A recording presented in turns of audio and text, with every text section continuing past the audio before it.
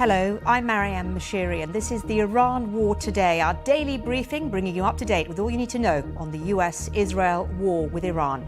Well, let's start with some of today's key developments now. The US military launches a fresh wave of strikes against Iran for the fifth day in a row. President Trump has warned power plants and bridges could be hit if Tehran doesn't accept a deal. Iran says it could intensify its attacks to include other oil and gas exporting routes. With this escalation, what are the prospects for re-establishing peace negotiations? Well, the US military has launched a fresh wave of strikes against Iran for the fifth day in a row after Washington reimposed its blockade of Iranian ports. US Central Command claims the latest barrage is designed to degrade Tehran's military capacity to attack commercial shipping in the waterway. Well, on Tuesday night and Wednesday morning, it hit dozens of targets near the Straits of Hormuz and Iranian coastal areas too. Iran, meanwhile, says it's targeted US military assets in the region, with Bahrain and Kuwait saying they've intercepted missiles. Iran warns it could intensify its attacks to include oil and gas exporting routes as well. Well, our correspondent Barbara Plett-Usher is following developments from Jerusalem. This isn't really a return to war, at least not like it was before. I've seen some describe it as sparring, although it might be a little bit more than that by now. It is a battle over control of the Strait of Hormuz, not over the country, but it is escalating. The ceasefire deal was meant to set the stage for negotiations to end the war. Iran was supposed to open the strait to shipping. The US was supposed to lift its naval blockade on Iran, amongst other things. And the deal did talk about some kind of role for Iran to oversee shipping, although it was vague. But Iranians said that meant that they could keep control of the strait. The Americans said absolutely not. That wasn't the case. And they have been intensifying their strikes against Iran over the past week. And in fact, today, Wednesday, for the first time, they carried out a round of strikes during the day rather than overnight, which has been the case before. The Iranians say that the strait will remain closed until the bombing stops. They again targeted U.S. facilities in regional countries such as Bahrain and Kuwait and Jordan. And they say they might expand their attacks to other routes that are used for shipping oil and gas. Now, they didn't say which ones, but analysts think that maybe they might be signaling that they could use their Houthi allies in Yemen to target shipping in the Red Sea. President Trump has also threatened to widen strikes next week against Iran if they don't come back to the negotiating table. He said he would order hits on civilian infrastructure such as power plants and bridges, which could be a war crime. So far, he hasn't made the decision to resume all-out war, but he hasn't found a way to stop it either.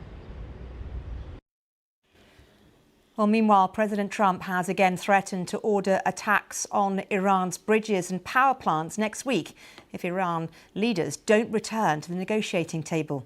The Geneva Conventions on Humanitarian Conduct in War does prohibit attacks on sites that are considered to be essential for civilians. So attacks on civilian infrastructure could be considered potential war crimes. Let's have a listen to Mr. Trump speaking to Fox News. Next week it gets really bad for them because next week comes the power plants. Next week comes the bridges. We're going to knock out all their power plants. We're going to knock out all their bridges unless they get to the table and negotiate. What message was delivered? You better make a deal. You're not going to have anybody left. We're being very careful with the civilian population, as you know. But I said, you better make a deal. You're not going to have anything left. And you think they will? They should. I don't know if they will or not. Well, let's speak to our chief North America correspondent, Gary O'Donoghue. And Gary, the rhetoric from President Trump has escalated in terms of his threats to strike civilian infrastructure. But do we know what the US's next step is likely to be? Well, I think they're hoping that this kind of rhetorical pressure will bring Iran back to the table, will stop them attacking ships in the Strait, and we'll try and get things back on track. There's no sign of that. And of course, that big trump card, if you like, that Iran holds in terms of Hormuz is a massive headache for the president because he thought he had control of it.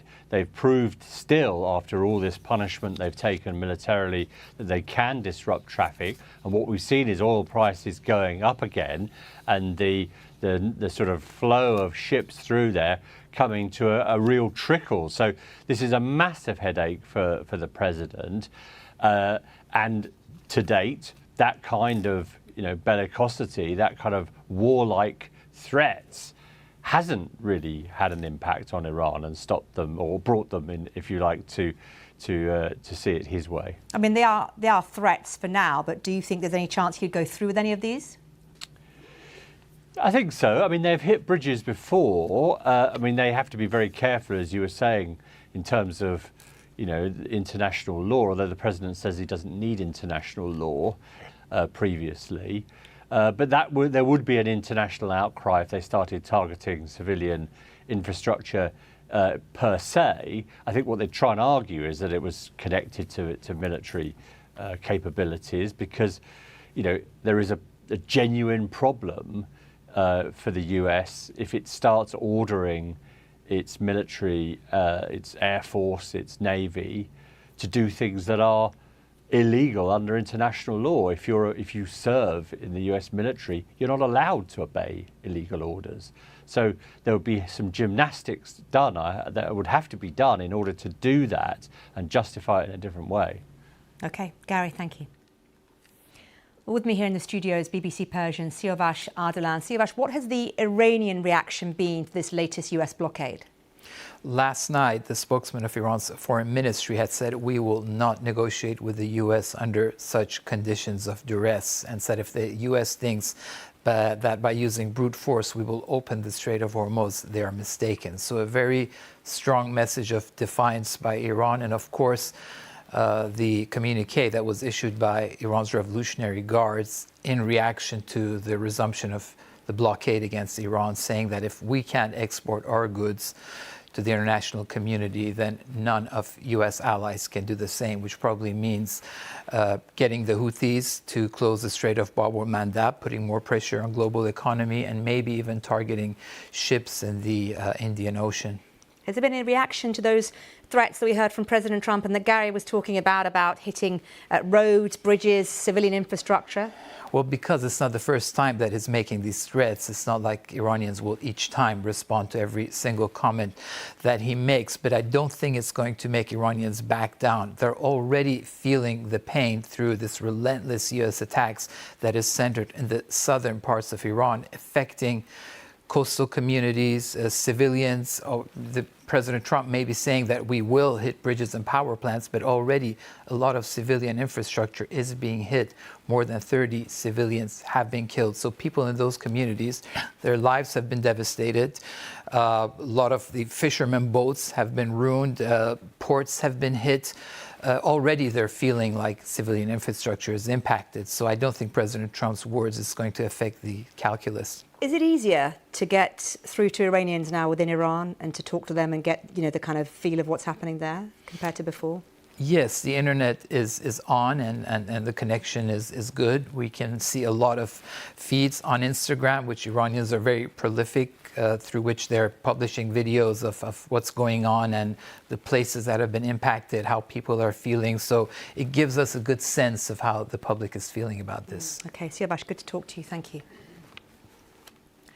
Well, Iran has made it clear that any deal with the US is also dependent on Israel ending its strikes in Lebanon.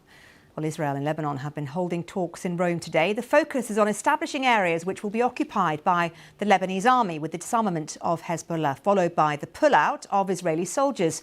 Let's hear more now from our correspondent Hugo Bachega, who's in Beirut.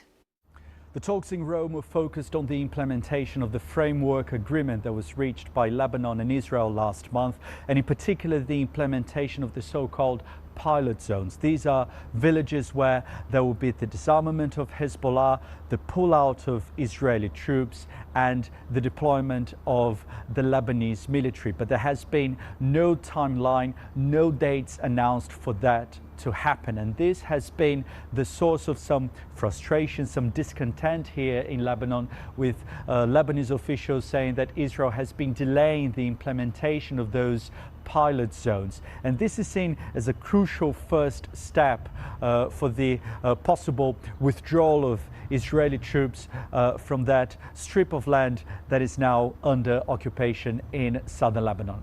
Now, Israeli officials describe this area under occupation as a security buffer zone needed to protect communities in northern Israel from Hezbollah's rockets and drones. And they say that those Israeli troops are going to stay there indefinitely. Now, there has been a significant reduction of violence here in Lebanon in recent weeks, although we're still seeing those sporadic Israeli airstrikes. And the Israeli military has also continued to destroy houses and infrastructure in those areas under occupation, and tens of thousands of residents remain displaced. And the feeling here in Lebanon is that there will be no significant change of this situation on the ground before the elections in Israel, which are due to be held at the end of October. Well, as the fragile truce between the US and Iran seems to be tipping back into war, what now for the peace process? Well, there's still hope that international mediators may bring the countries back to the negotiating table. But the biggest fault line is, of course, the status of that strategic Strait of Hormuz and how it's controlled. Is it possible to break the deadlock? Well, with me now is our chief international correspondent, Lise Doucette. And as reality of this renewal of this US blockade sets in Iran, where do you think we stand now?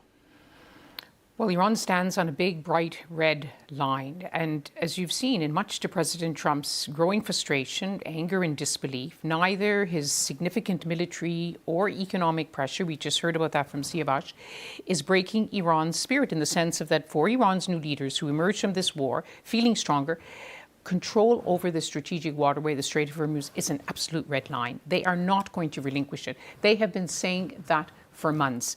And the problem is now that they see in the wording of this very vague, extraordinarily vague memorandum of understanding, so-called, from last month, that gives them in clause 5, Iran has to come up with some, using the best of its assets, arrangements for the free flow of traffic. And for Iran, that says, yes, we have sway over this strait. They are not going to give up this. And President Trump now has very few options. He can return to all-out war, which he's threatening to do, but he knows this is not going to work. Or he can do as he's done in the past. This has always been his off-ramp, which is that he says, Iran has been sending me messages. They're desperate to talk. What it is that mostly the Qataris, it has to be said, but also the Pakistanis are on the phone saying, let's find a way out.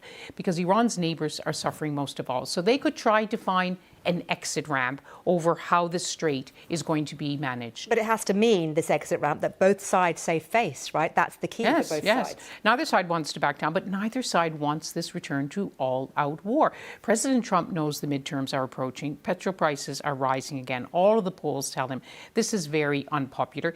He promised a war that would take only 4 to 6 weeks. It's now in its 20th week, and Iran doesn't want, for all of its bravado, it has suffered significant military and economic losses. I was staggered, Marion, on recent trips to Iran, just how much people are suffering. 80% inflation, millions of job losses, but neither one will want to be seen. Both of them think that the other will blink first. And what we've seen in the past is it's usually President Trump. OK, Lise, thank you very much. Whether you're joining us on YouTube, TikTok, Sounds, radio or TV, thanks for your time. That's all from the Iran War Today.